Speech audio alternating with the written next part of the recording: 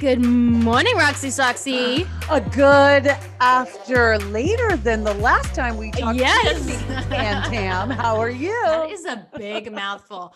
I am doing well because, and I don't know. I'm doing a convention this weekend. Have you ever heard of it? Like Comic-Con? Oh, yes, girl. Yes. I'm doing a Comic-Con, and my biggest fear is like I'm signing autographs for 2 days, and my biggest fear is like no one is going to show up, and I'm just going to be sitting there in like this little cage, like being like, oh my God, no one's coming to get my autograph. And then everyone else's lines are so long, and I'm like, there's the loser who's sitting there that no one wants to show. Or they come up and they go, can we get a free selfie? And I'm like, I'm not even worth like being paid for it. Okay, I'll fly in and come see you. And Yeah, I'll just please keep standing in do. line. Yeah, please do. I'm there for like 6 hours too. I'm like, there's not 6 hours worth of people like who's gonna come and get my autograph. It's kind of embarrassing, but I'm gonna do it. No, it's going to be so good. Now, let me ask you this. With COVID, What? are people allowed to come up to you and like touch you? There's no COVID here. Not in Queensland. There's like 0 cases. When there's 2 cases, the whole state shuts down. So it's been amazing. Like I've touched people all the time, except my husband. But yes, I've touched people all the time. Then that's what that is. Okay. Yeah. Wait, let me ask you this about Sean, because I was just thinking about Ask. love at first sight, Oh yeah. So I was it? Like, was it love at first sight? I kind of feel like for me, it was love at first sight randomly, because I'm not somebody typically is a romantic in that way. Yeah.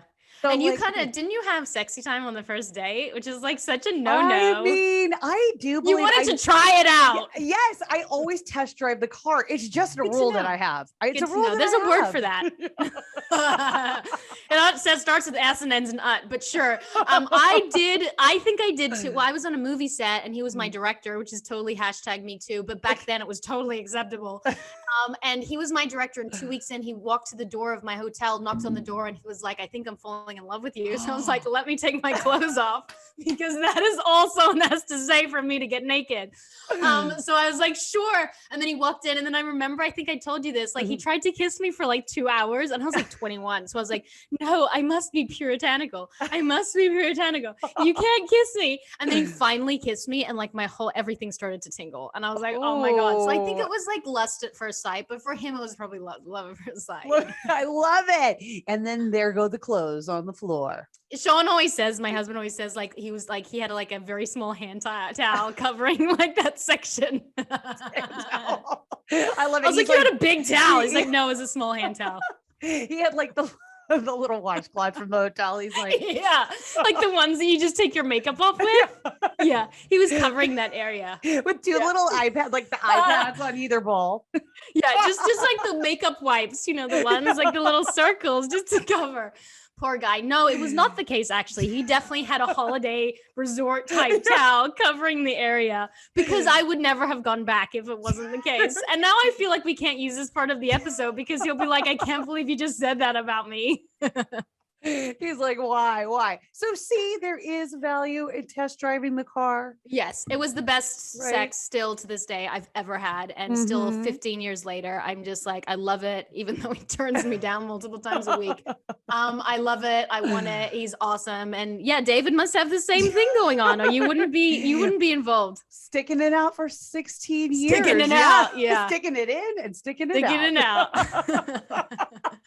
And on that amazing note, we have someone I've been like so obsessed with, and you actually mentioned her to me. You were like, we should have this person on the show. And I was like, are you fucking kidding me? Yeah. Like I feel like I'm meant to be in her life. I don't know. She's like, who the fuck are you? But I'm like, I need to have her in my life, because I love her attitude. I just love the way she talks. I think she's intelligent. She's beautiful. And I used to watch her show, which you will mention, religiously, because I wanted to know what it was like to like find the perfect man. And obviously I did with my small hand towel guy. I wanted to know what I was doing wrong and how I could do it right. So yes. So she, of course, I mean, I could just say like the title of her show and everyone's going to know who this is, Millionaire Matchmaker. I mean, she is like the beauty expert, the beauty guru. I'm sorry, she is the love expert, the love guru. Yes. And she knows a thing or two about finding your soulmate. I mean, if anybody has seen the show, she has introduced multiple people to their soulmates. You know, she is the queen, you know, of and we love. might need her for our second marriages Yes. because it would be nice. We're like, we must enlist her. When Next time is for money, and the third time, when she becomes our best friend, we'll just be Yeah, it all in the definitely. family. It'll be great. Yeah, sure. So who do we have? So let's welcome Patti Stanger. Hi guys. Hey. Hello. How are you, Are doll? so excited to Good. have you here. Yes. And you look so amazing. Like, I'm so mad about this. Thank you. Thank you. And what is the secret? What is the yeah. secret you said? Breaking up with a guy in 3 months. Oh, Ooh. Is this a good breakup or a bad breakup? No, I mean, there's a lot of love there, but the Okay. ex came back, so I don't know. Ooh. oh, his that's ex came back? hard. Yeah, they broke up a lot before. You know, if anything of the past is indicative of the present or the future, ain't gonna last. But anyway, it's fine. It's fine. Everything's happening for me, not against me. Oh, that's healthy. I agree with that, actually. So let's go not way back, but let's go back to when you grew up. Your mom, who was actually your adopted mom, she was a matchmaker. This is like the third generation, right? Yeah, and my grandmother. And your grandmother, right? So like, what was it about matchmaking that was just something that you wanted to do and wanted to continue on doing? Because it's like there must have been something that you liked about it, seeing your grandma and your mom do it. I didn't like it and I hated it. Right. Okay. Okay. So I'm a Jewish girl growing up in Jersey, and my parents did it for the temple, as well as my mom got married by my grandmother the first time. And the second time she taught her how to find the man. So it's basically the same thing. But when I was, I think in 10th grade, my best friend and I, we liked the Gentile non-Jewish boys, and we went to a Christ church dance, and the priest had a problem getting the boys and the girls to dance together. And I just walked over and started taking people and putting them in couples. And he's like, who are you? Where have I found you? This mystical, magical child. And he took me in the back and he poured a little wine for himself and gave me grape juice and said, you know, this is a career. I got a feeling you're onto something. This is going to happen someday. And I fixed up my best friend with her husband. They met in high school. Wow. So that was the first match that you made. Yeah. Correct. But I still was like, not till Great Expectations, till I was in my 30s, did I actually learn the business, because my mother, I was slumming, my parents owned a restaurant in Florida, and I was slumming there, you know, going to the beach and like being a hostess. And I just come out of the garment center, and the market had crashed. I was in the garment center for 10 years. And I was like, I don't know what I want to do. And my mom saw an ad for Great Expectations, the oldest dating service. She's like, you're getting that job because you're not going to be living in my restaurant for the rest of your life. I paid for college. Use it. Yeah. So what makes a good matchmaker? Like, what do you think are the intuition. You have to be the really good ones, like me and my vice president, Erica, at Millionaires Club. And by the way, we're global, all over the world. Anybody can go to millionairesclub123.com and join. Is intuition and knowing how to read energy. Because it's not just the basics you see on The Bachelor. You really have to be intuitive and know who belongs with who, whose energy's high, whose energy's low. It's not just physicalities, it's inner stuff too as well. And it's intuition. And I teach at the Matchmakers Institute in New York, which my old assistant, Lisa Clampett, owns. I teach matchmakers all around the world to open their businesses. And the first thing I do is I teach gut response intuition. And I teach to read people. It's basically what the profilers do in the criminal department. You know, when they're looking for a serial killer, you're looking at human behavior. It's so true that you say that, because going back to that hand towel story, I remember after I kissed my husband, and look, I had sex with people before my husband, and great. I'd had great sex, wonderful. But there was something about him that within that day or a couple of days after, I remember calling my mom and I was like, I think I'm going to marry this guy. So it's interesting you say like that gut and I don't know, like, you know, I was only 22 at the time. I've been with my husband for 15 years now, and, you know, no prenup. So that's why I'm stuck. No, I'm not. But we, you know, obviously relationships take work, but there's something that fits. There's something that works between the two of us, and we are definitely screwed up in our own ways, but it's like we fight to make it work.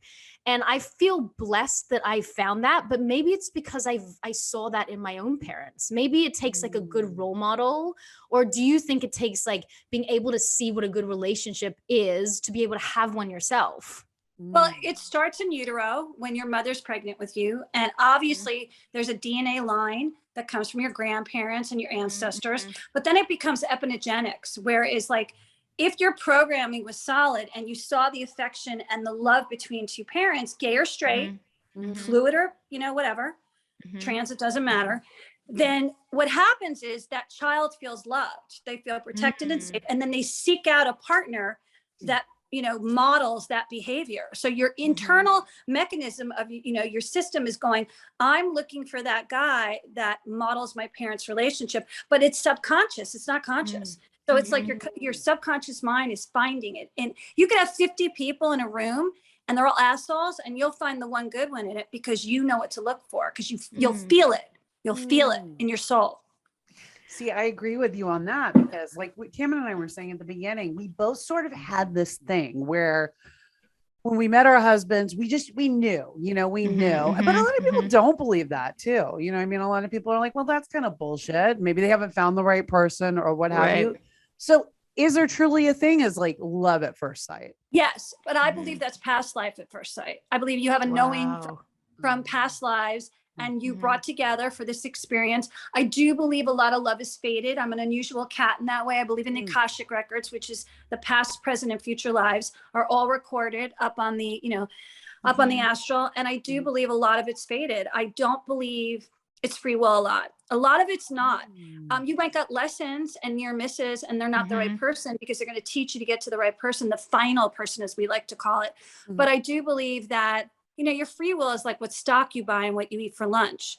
When it comes to the important relationships, you're coming from your soul group. And if you meet someone from your soul group that you've been married to before, even if you different sexes, I was a guy, he was a girl, and vice versa, you're going to recall it. The problem is 99% of the people are not awake to recognize it. So if you had it, you were very consciously aware, like, yeah, that's him, let's go. And also it's in the kiss. So when you kiss, your saliva as a female has estrogen in it. His is testosterone. When you intermingle it, like in a French kiss, it'll tell your body actually knows before you know, yes, this is a person I can mate with. No, this is a person from my tribe that I don't want to mate with because my ancestors kind of messed it up. So you will know. And that's why the smell, the taste, the touch, all of that, all those senses are heightened, because the kiss heightens them. And then when he kisses you, you get like, jiggy with it downstairs. It starts moving it's because remember, women are like crop pots. It takes 20 minutes for us to preheat downstairs. Unless you're in menopause, it's 40. But anyway, but men, it takes that, they're basically, you light the fire, the fuse goes off. They, they know right away. They know right away. I totally believe in pheromones. We would make this running joke in our household. Like, I actually like my husband sweaty. Like, when he's sweaty, I find him way more attractive than when he smells like, rose lavender soap. Like, I would rather have sex with him when he's sweaty. Sweaty balls, Roxy. Sweaty balls. So I definitely believe in that. I have a question though. Do you think that there's a lot of soulmates out there for you? Or do you just think there's like quite a limited amount that, if you lose someone, like, how does that work? Well, you can't look at the planet and see like there's not enough men in Aspen, and there's, tons of men in like London. Like, you can't do that. You have to go about your own music, because your journey is not someone else's journey. So everybody has their own individual journey, and no two people are alike, and no two snowflakes are alike. If you start listening to statistics, like in the 80s, they used to say, like, you're more likely to get hit by a terrorist than find a husband. And we downloaded that as a generation. By the time my generation grew up, it's like, whoa, there are no men. But then you meet some housefrau down the street, and she's had 1 million men, and she didn't pay attention to the data, and she finds man after man after man. My mother was like that. My mother was married 3 times. She was on her deathbed with cancer and would go once in a while to Publix in Florida to grocery shop. She'd have no hair, a little skull cap on, and the men would swarm her. She had X factor. And I'm adopted. So my mom my mom's genetics are not mine. When I would go out, I could be hot, sexy, size 2 in a bikini. And my brain was like, men don't like me. I'm not pretty enough. Yes. And especially in LA, like in LA, there's too much pretty. And then you're like, wait, I'm feeling insecure. I've got body dysmorphia. And so then no man came around me. Yet my mother, a little overweight, cancer, and men were swarming. So it's basically what your subconscious is sending signals to your brain. Okay. And that is something nobody talks about, the mindset of finding love. Mindset is key. I'm actually doing Thursday a big seminar with Joe Dispenza, who is an expert on this, if you go on YouTube. And we're learning now that the epigenetics and the programming is what blocks us from love. One bad relationship where your heart is broken, you could be stuck in time. And you can't move through the soup in order to find love because you're still back when you were 17 and he broke your heart.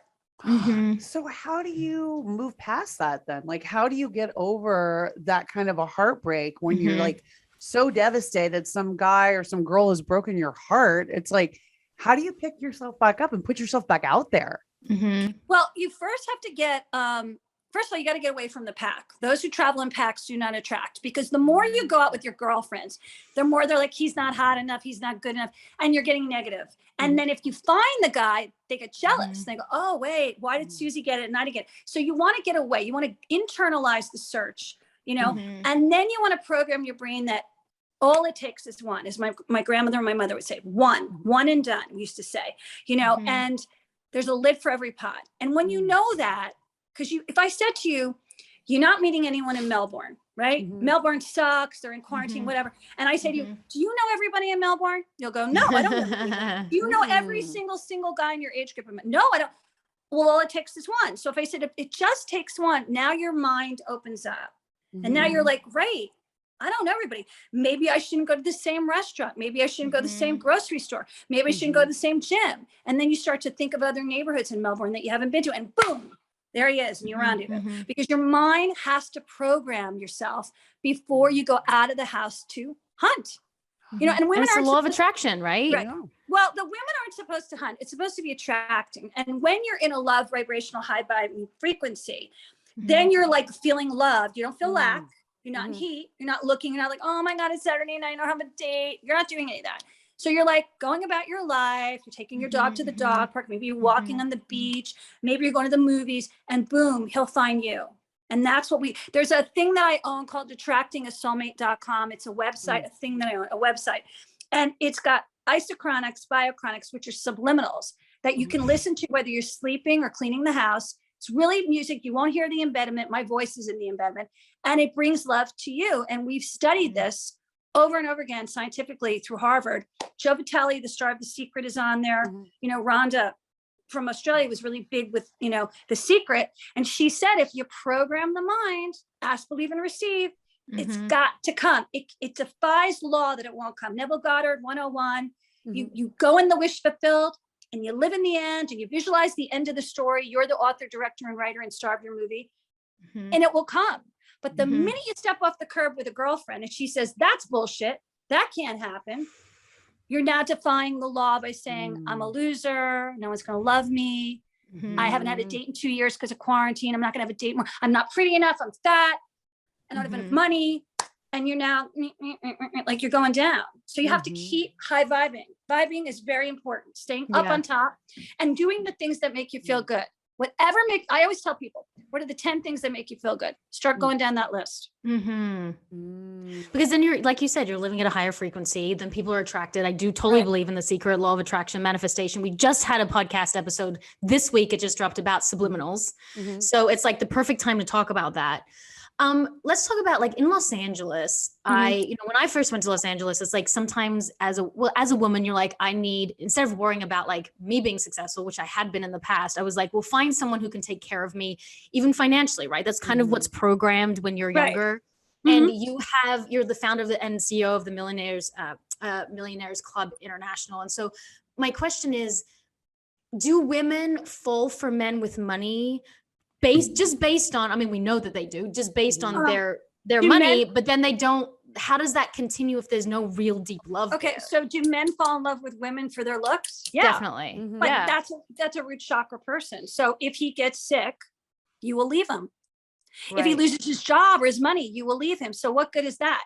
You know, you get what you pay for at the end of the day. But is it wrong to look for a man with money? No, it's not wrong. If you want to be the the caretaker and stay in the home and have the children, and you want a traditional domestic relationship,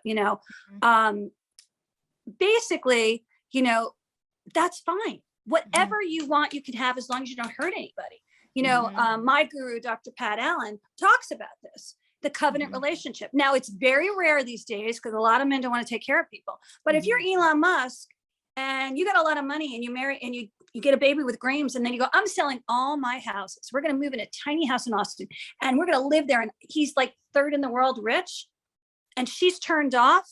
It works both ways because you have the money and you're not spending it. So there's all different ramifications. Your job is to get congruent with your desire so that it comes in the right way, not the wrong. I bet you when she met him, she got a great guy. Then he says, I'm selling everything. I don't want any responsibility. I'm going to go live I'm never going to take a vacation again. I'm going to go live in my office.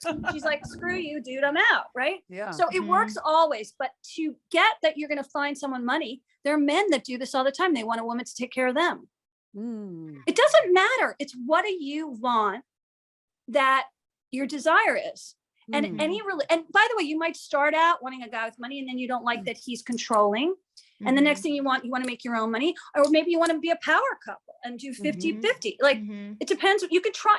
There is no one set rule. You can try a million different relationships to see how you feel. Absolutely. I think a lot of people too, these days, especially, really rely on dating apps and like websites and, doing things online and digitally. So, and there are a million, websites and dating apps out there. What's your thought? I mean, do you think that truly you can have a sustainable relationship if you meet somebody online, or do you really think it has to be the old fashioned way?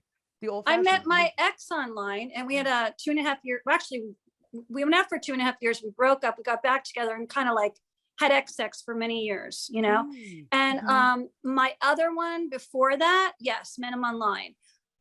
Recently met the one online. So yes, the apps are just supposed to be 25% of your search. It's supposed to be 25% apps, 25% doing the things you love, 25% basically telling your friends, family to fix you up or a matchmaker.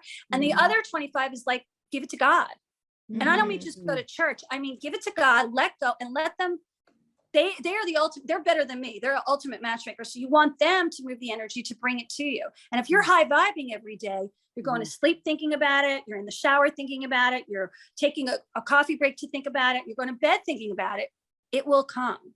The universe will make it happen. It's when you start to get negative, and a lot of times you get knocked off the, like I just said, you meet a guy, you're like, this is perfect. He's the one. And then you get knocked off. The ex comes back. He changes his mind. He wants to be free.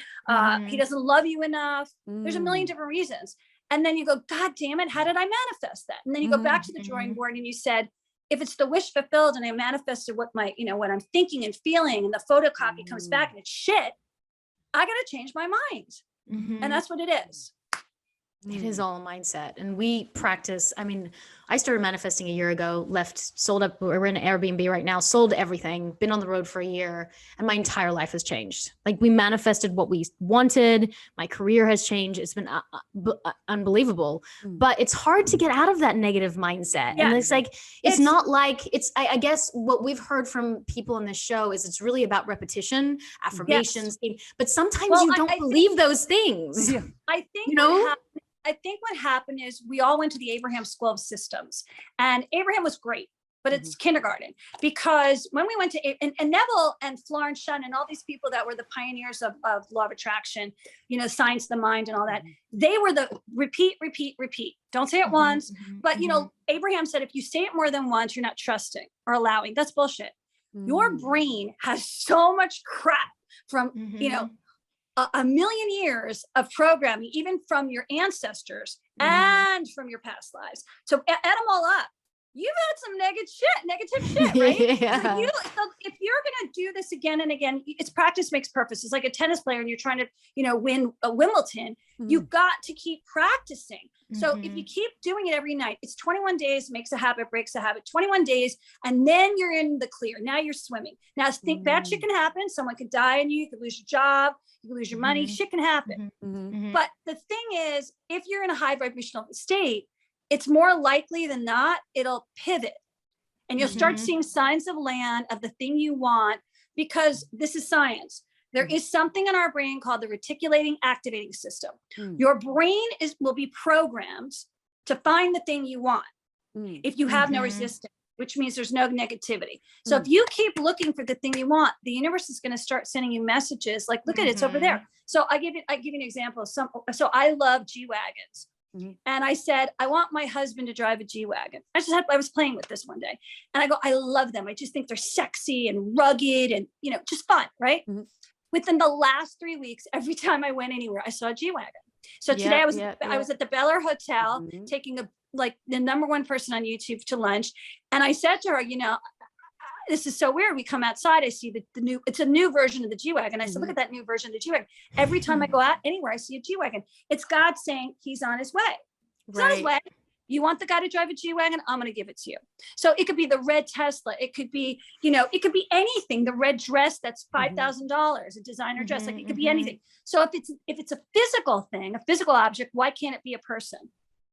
Roxy, I don't know if I ever told you this, but a white Mustang, I was always told would be there if something bad was going on in my life. Probably from a psychic back in the 10 years ago.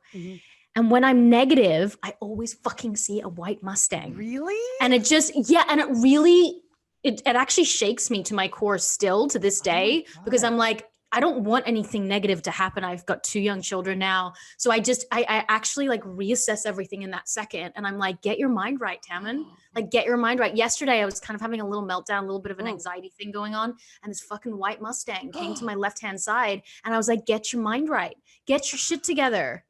Yeah, whatever it was. Maybe it was keeping me safe. Maybe it was slow the fuck down. Slow the fuck down. You have a reverse omen, which is like Gabby Bernstein's thing is owl. So when she wants to know if it's manifesting, she'll see owl. So you're doing the reverse. It's like, you're not right in the mind, fix it. So you did the reverse omen, the reverse signs. So it's like, it's recalibrating your brain on the spot. That's a good thing. That's not a bad thing. That's actually because how many of us know when we're doing negativity? We don't know, but you have an actual physical thing that says, dude, you're not. Get your mind right. Change your direction. Change your direction. Butterflies are my good thing though. When we left, I said to the universe, I said, I need you to show me a butterfly, and it doesn't need to be some little ass tiny little butterfly. There's butterflies everywhere. You need to really make a sign with a butterfly. If we're meant to sell everything we have and go on the road for an entire year and see what happens. And my daughter was less than 2 at the time. She was 18 months, or just when she was saying her first words. She'd said 3 words.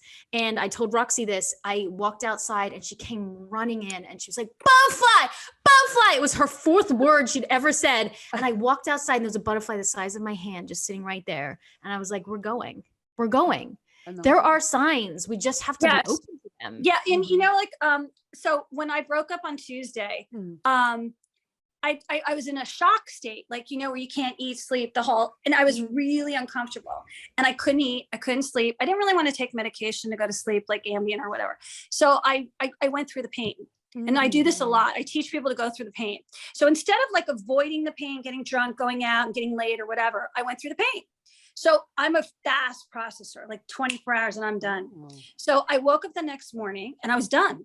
Everybody was like, my friends were sending flowers and soup and can I help you? This is so sad. And what's wrong? Chicken soup's on its way. Mommy's on its way. And I was like, yeah. And I canceled all my appointments and I took to my bed. I couldn't watch TV. I started reading to get tired. And I realized when I got through the pain by the end of the day, I went to sleep 4 hours, only slept 4 hours. I woke up as a completely different person. Now, what it was is I was programming my brain to say, you are beautiful. You are loved. you're going to meet the guy of your dreams. He's right here with you now. My husband finds me. And I kept programming, and I went to sleep programming it. My husband finds me now. My husband finds me now. The final person in my life finds me now. And I went to sleep and I was programming it, because sleep is very important, because your sleep and your dreams will tell you indicatively where you're going to land. Well, I don't remember my dream that night, but I woke up, no problem. I'm done. It was like 24 hours of grieving and I'm done. And so that's where you realize, because most people would go months on that. That's and it could be the smallest relationship. You could have met the guy and you were just so dead set on him, and then boom, he's with somebody else on Instagram, and it fucks you up for life. It's the smallest infraction. But what was interesting is I told my mind, it's okay. He's not right now. You're going to find somebody else. And I kept doing it over and over again, repetitively. So by the time I woke up, my assistant's like, who are you? You were crazy. Because I was in my bed, like sheets over the head, you know, that kind of stuff, but the blanket over the head. And I think we don't do this enough. I wish they would teach this in schools, so that children didn't have anxiety and PTSD and, you know, ADHD and all that stuff. They need to change this. This is a serious, real thing that only like Dr. Lipton does and Dispenza does, and you know, all those Mind Valley people that you see on YouTube, like everybody's talking about this, but like nobody's getting it into the children and all the places of anxiety that we go to, especially with COVID. You know, we all had anxiety in COVID. I mean, I think about the beginning of COVID, like when we were wiping our groceries down and how terrified I was. I quarantined alone. Although I did like it a little bit, because I didn't have anything to do. I loved it. Be with me. And so if you take time out of your day, I do transcendental meditation twice a day. If you take time out of your day to be with you, like my assistant's line is, Patti, you go do you. He said that to me. He kept saying it every day. Patti, forget about him. You go do you. And he's right. Because when we do us and we take them, honey, you take the kids. I'm going to do me. I'm going to go in my room for 20 minutes to be with me and get rid of my thoughts and clear my thoughts. And then put the download in of the manifestation of what I desire. It will shift. But nobody does themselves. They don't do themselves. They just sit there and get in chaos, watch TV. They numb everything. And that's the mistake we're making. We need the processes to keep you on point, like you do with your car, so that you know, I'm not in the right place. I got to pivot. It's all about pivoting. Well, I think too, that would also help. And especially for women. I mean, I know it happens both ways, but it's men have it too. Men are harder on a breakup.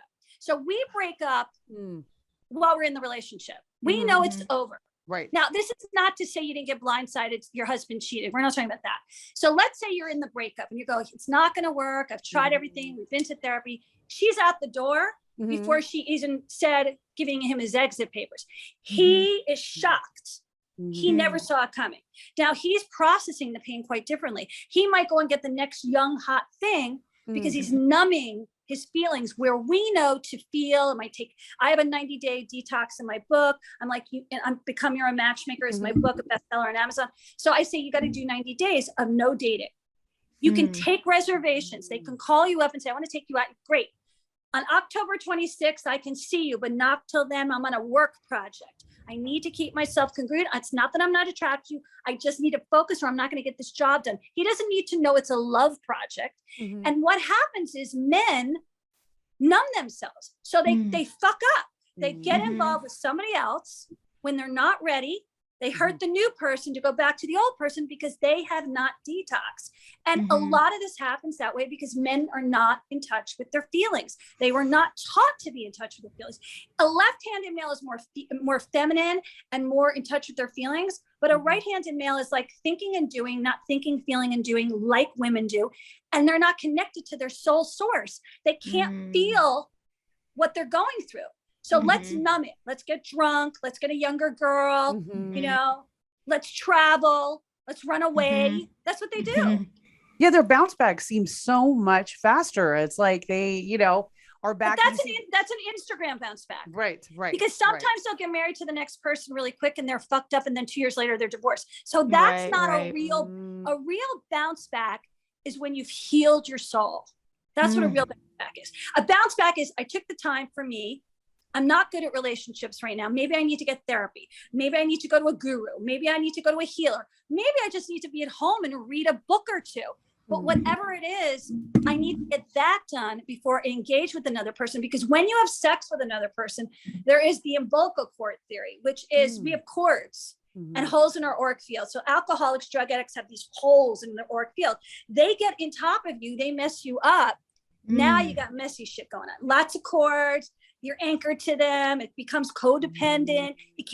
I can't run away from him. He constantly keeps DMing me and I go back. I don't know why. I have a friend that went back 7 times in 8 years of relationship. I said, what was wrong with you? And she said, I don't know. I said, it's the cord theory. Your cords got messed up and tangled.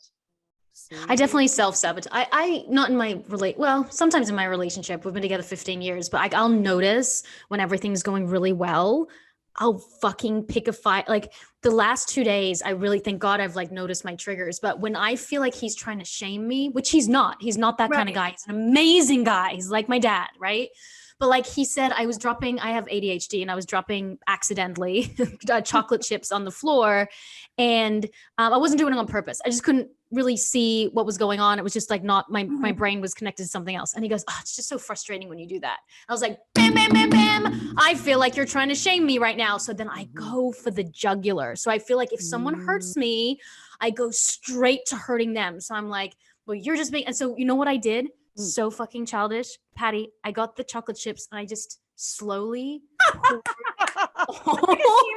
the chocolate chips out, all of them. So like it was just like ping, ping, ping, ping, ping, ping, ping. You want me to be a child? Guess what? I'm going to be a child. And I knew what I was doing was so fucked up. You have to understand, you get tested and triggered. And when you're not in high vibe and you're in low frequency, you're tested and you're triggered, and then you act on the trigger. The secret is to rise above the trigger and go, oh, no. While it's happening, it's so hard to do that. I'm not going to go there. Honey, I'm going to walk out of this. I love you, honey.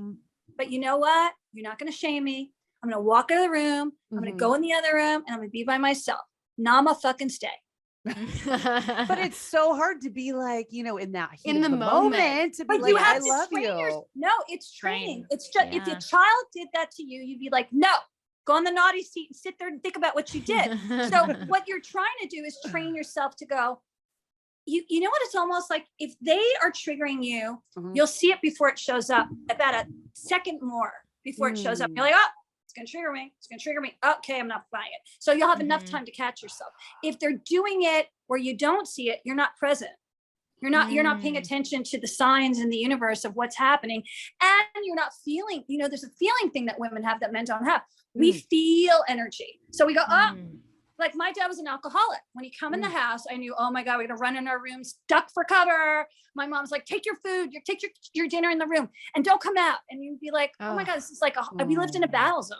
Yeah. And I said, I got to be really good in my high school years, my teenage years, where I was like, I knew before the garage door went up what was going to happen. And I went in the room anyway, and I avoided conflicts.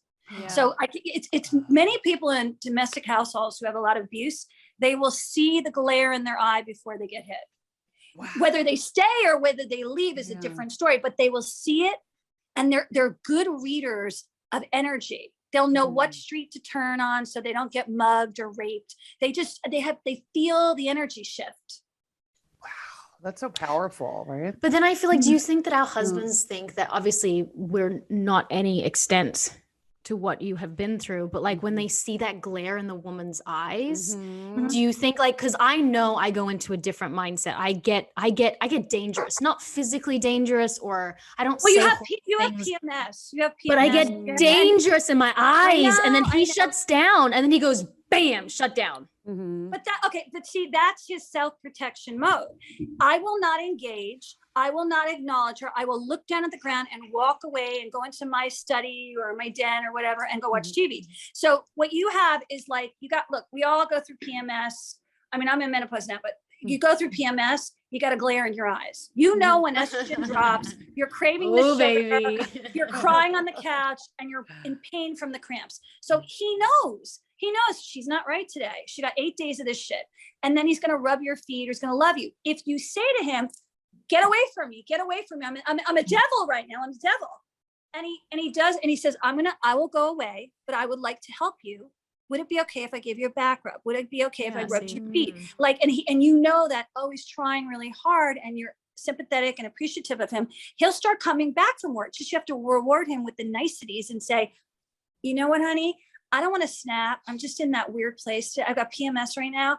And he's going, okay, I'm not going to take that personally. It's communication. So here's where the real problem is. No one is communicating to one another. Yes. No. Oh my gosh. Yes. I mean, in this last relationship I had, I was upset because I was the most present. I was the most authentic. I didn't play games. He saw me. He saw my inner core, and we accepted each other.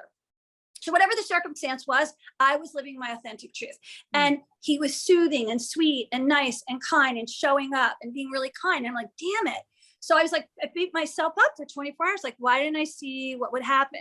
But at the end of the day, I had to give myself praise because I had never been like that before. And what I was getting was a reward of a really loving human being. And I saw a loving human being. So now the next guy, I will recognize that. You know, I'll go, oh yeah, you're the loving one. Cause I always attracted the bad boys, the assholes. So I'm like, and I was engaged to two of them. So basically I realize now that now I can recognize a good guy from a bad guy and I can get the next one. And so that's the secret to the sauce. We need to start looking at the gifts we're getting from these people instead of like bashing them for not being perfect, because nobody is perfect. Nobody. But you feel it more when you're in those moments of conflict, you know, it's like, you feel like, God, but you have to understand something. An adult will rise above it after training. It's repetitive training, just like swimming for the Olympics. You got to do it over. And you might have 5 times you're going, God damn it, I lost my cool. I used to lose my cool all the time. You watch me on Millionaire Matchmaker. I was obsessed with anger. Then one of my best friends is one of the leading authorities on biofeedback. She's like, I could fix that. I said, she lived in my house for like 3 days straight and 44 sessions. And I was cured. I go back to set. Bravo's pissed. I'm not angry anymore. They're like, what do we do with you? That's where we get our ratings from. I said, I think I'm an actress enough to turn it on. And so I turned it on for the show. I knew when to throw the millionaire and go, fuck you, get out of my fucking office. You suck. You know, and then go, cut. And I go, what's for lunch?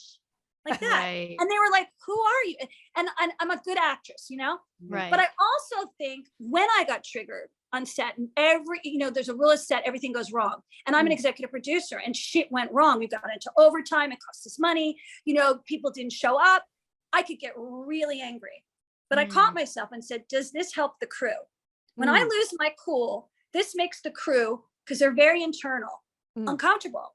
And I can't afford to have my crew feel uncomfortable. So I stopped doing it. Now I had a showrunner who threw microphones and threw chairs and he would go insane and I would run away because it would embarrass me. And I think if he looked at his behavior today, he'd be like, whoa, I shouldn't have fucking do that. But you know, he's on a pressury job and I understood it. I didn't shame him, but I said, you know, you don't hit the walls. Maybe you should go outside and take a, walk around the block kind of thing. And I stopped getting mad. And it was like, and when I left Bravo and I went to We, and I think I did it after I left the industry because I produced TV now, movies and stuff. And I left the industry and actually sold a great show in Australia called Millionaire Mansion. And it got kicked because of COVID to end them all. So when things happened and I lost a lot of things, I lost my contract at TNT this last year. I was supposed to do a TV show on me. I just lost my Hallmark thing. They're canceling the Mystery Channel.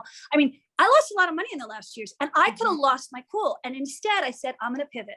I'm going to start a YouTube channel. I just met with this wonderful Alicia Marie, who's fucking awesome on YouTube. I'm a big fan of hers. I'm like, I'm going to make my own show without having the networks breeze down my throat and tell me what content I can put in.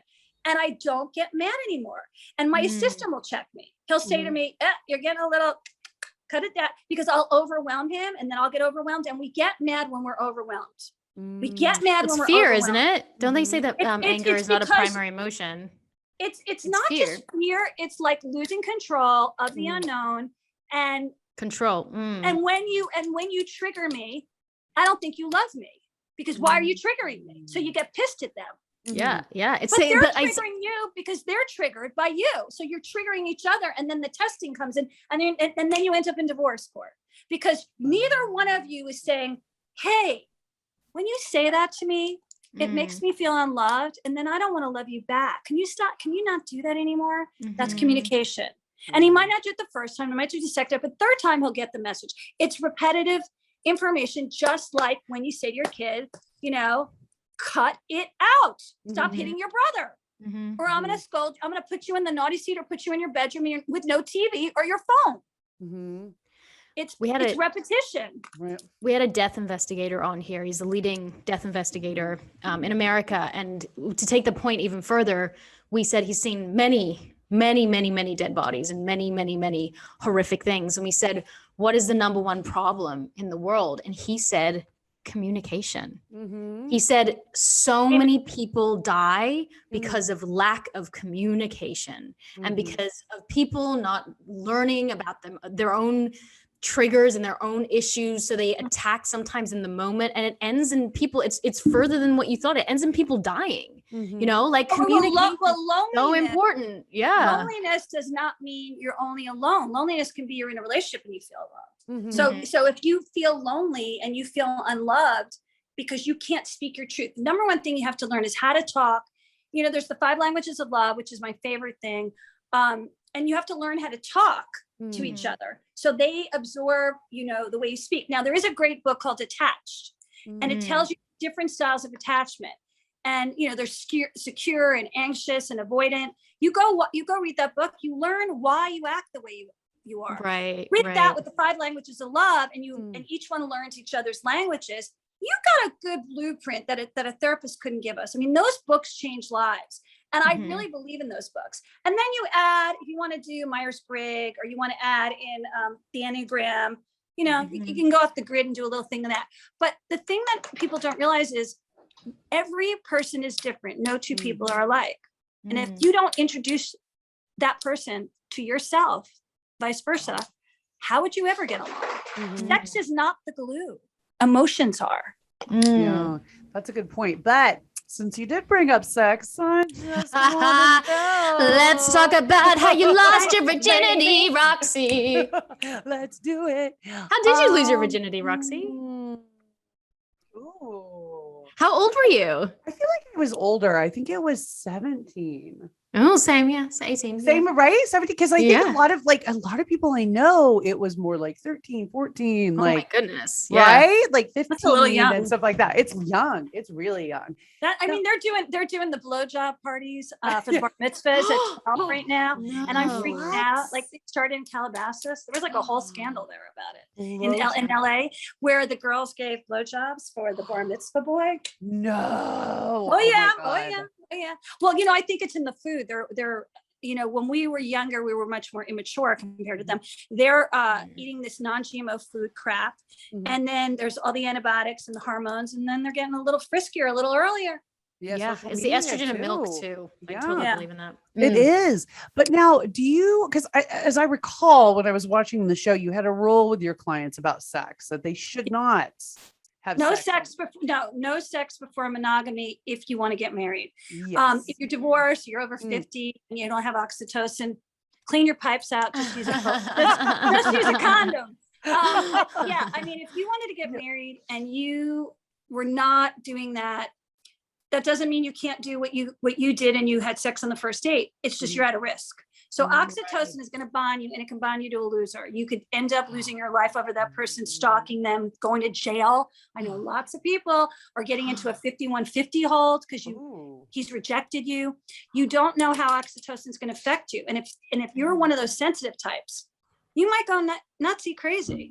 So it's advisable to, you know, take your time and get to know him. Now, when he wants to have sex, it could be on the first date, second date. You just say, I really like you. I'm really attracted to you, but I'm not a kind of girl that sleeps around. I need to feel safe. He's going to say, what makes you feel safe? Monogamy. And if he likes you, he's going to take you off the market. If he says, well, you know, I need to see what else is out there. He's not buying your car. You need to get away from him, because that tells you he will not make you feel safe, and safety is your issue. Yeah. See, why do I have a high maybe this is not the topic. Why do I feel like I have a sex drive like a man's? Why? Like, I feel like you know, it's like it's so it's long. probably your secretion. Like I was going to show you this because we were talking about this. So this is Eye of Love, and it's a pheromone. And so when you use this draws men and women, there's gay and straight combinations of this. And what happens when you have a really high sex drive, like I Have Love makes you feel that way, you have a lot of secretions in your body, which means you got a lot of estrogen and a lot of T. And so estrogen and testosterone are intermingling to give you the highest frequency. Now, if you're in your 30s, you're in dirty 30s, which is the highest point. Is that what the problem is? Yeah, so when you're in your 30s, you're at the highest point of your libido, where it's like teenagers for boys. And so I remember my dirty 30s. Oh my God. I couldn't have enough orgasms. I mean, I met a guy that I call catnip sex in my book, and it was through the roof. We were like chandelier sex. And he and I broke up. We broke up for financial reasons. He wanted me to take care of him financially, and I didn't want to. And I was so bonded by this guy that I would drive past his house, like see who was there, bring him chocolate chip cookies at 12 o'clock at midnight, just so I could get in the door to get sex. Cause I was like a cat yeet. I was like, and I would get that orgasm. I get the fix. I go away. I come back. I go away. I mean, we were broke up like three or four times in 4 years. And then I realized, oh, I'm bonded biologically. This isn't the person. And one day he came back to me and I said, no, I'm done. And he was shocked because he was like, we have the best sex. I said, sex is not the glue. That's not going to give me my husband. Yeah. It's hard for women in their 30s though, because a lot of them are having children. So their hormones kind of go wacky and they're exhausted and they're tired. So they're not having as much sex. And there's a lot of shame around that because they're like, oh, my husband, but I think it's always wanted it. I think once a week, an appointment sex on a night, you're not tired, like a Saturday night and the kids are down and like you maybe got a babysitter or mom's coming over to take care of them. I think it's not a bad idea to do because once if you don't do it, you lose it. So it's like, it's almost better to have bad sex than no sex, but eventually you take a bath, you get a glass of wine, you eat some like sushi, and then you start hitting the sheets and watching a little Netflix afterwards. You got a quality night on your hands. So do you want quality sex or do you, this business, I have to have it 5 times a week. It's a joke. No. Now, a lot of men, my ex, he was Scorpio rising. He was a Virgo. He needed, I could walk in the kitchen. He'd smell me and go, come here. And it was to the point I couldn't get anything done. He was addicted to sex. And I'm like, okay, you're getting a little, and I like porn just like the next girl, but we were whipping out the porn and hitting the sheets. And then one day I got really hurt down there, a little more cystitis than I wanted. And I said, you got to slow down. You're ramming me. I'm really small down there. Like, you got to slow down and love me. So I think loving sex with a really good orgasm at the end is so much better than. Oh my goodness. Absolutely. I'm tired. I want to be loved. I'll take 2 minutes. Like, I don't care. Like, depending on my cycle, I'm good. Like, I said to Roxy the other day, like we said to our daughter, we're like, okay, mommy and daddy are taking a phone call. So just don't come into the room. And then we came out like 2 minutes later and she goes, that was a fast phone call. Like, there's a time and place for airplane. I mean, Mile High Club, done that. There's a time and place for like, I remember once on set, I got laid by David and I went in the bathroom and he was like so horned up. He had a heart on. I did some scene on the show and it turned him on. He just threw me on the sink, pulled my skirt up and I was like, what? I was like, he's like, and then he's like pulling up his pants. I got to go back to work. It was like one of those things. It was funny. And I was like, I didn't get an orgasm, but I was like, what the fuck was that? He got off, but it was just funny because, there's all different kinds of sex and we think it's sex is sex. No, it is not. Sex is a lot more shit going on than we believe. And there's loving sex and there's like, let's be animalistic sex, there's all different kinds. It's just, mix it up, make a Broadway night of it, And what about if you like to bring things into the bedroom, right? Toys. I'm a toys girl. I like a good Okay, Roxy, I'll come over. Can you come again? I like he's inside me. I got the vibrator there. It's insurance. Women in menopause understand this because you lose a little bit downstairs. I'm gonna get the O shot in 2 weeks. Ooh, I'm really excited about that. I found this doctor, Dr. Nathan Newman, and I've been reading about it and I found this woman I fell in love with in Arizona, Dr. Ariel Scholes, I think her name is. And she was talking about this. First of all, it gets rid of vaginal dryness. It revitalizes the clit and it makes you, you can have, I've never had an orgasm when a guy's inside of me. It's vaginally. It's supposed to give you a vaginal orgasm as well as a clitorical. So I'm going to try it. I got nothing to lose. And it's like a really good insurance thing. But you know, there's things we got to do as you age. You got to take care of it. Yeah. Got to keep her pretty. Got to keep her moving, you know? Roxy, this is probably asking too much. Do you have inside orgasms too? Well, why do you ask? Well, you know, what's so funny, actually, the talk of that reminds me of when Dr. Jen Gunter came on our show and told us that inside is actually an extension of the clit. So I think, because you know me, I can have like that's right. Roxy can have like 20 orgasms in like 2 minutes. What? Yes, bam, bam, bam, bam. I was like, I had that in my 30s, not now. Wow, that's amazing. Did it diminish like as you got older? Yeah, but but I still have an orgasm. Like it's just like sometimes I'm a little tired, you know? Yeah. But I mean, I'm about 3 a day, and at 3 a day, a good Saturday afternoon in bed is good for me. Oh, and 3 yeah. in a row, and I'm done. And then I just want pizza and a movie. Yeah, same. It's true because the quality gets a little bit less each time, I feel like, with each one. Oh yeah, I guess you can have sex the next day. So I had a great sex session like a couple days ago, and then for some reason we had it again the next day, and it was like really trying to get there. Like I was like sweating and working my body up because I don't like, this is probably my own thing. Like I don't like when he has an orgasm and I don't. Like I want to partake. It's like not eating chocolate when other people are eating it. But sometimes like I've had it where the guy, you know, couldn't come and he's just like, I love you being inside of you. I'm just tired. And he, you know, he worked at the gym. He got up at 5 o'clock in the morning and he's not moving. And then the next morning his T is really high, his testosterone, and he's like waking me up and he's on top of me and coming. So, you know, sex is ebb and flow. It's like a wave, just goes up and down, and you just got to catch the wave at the right time.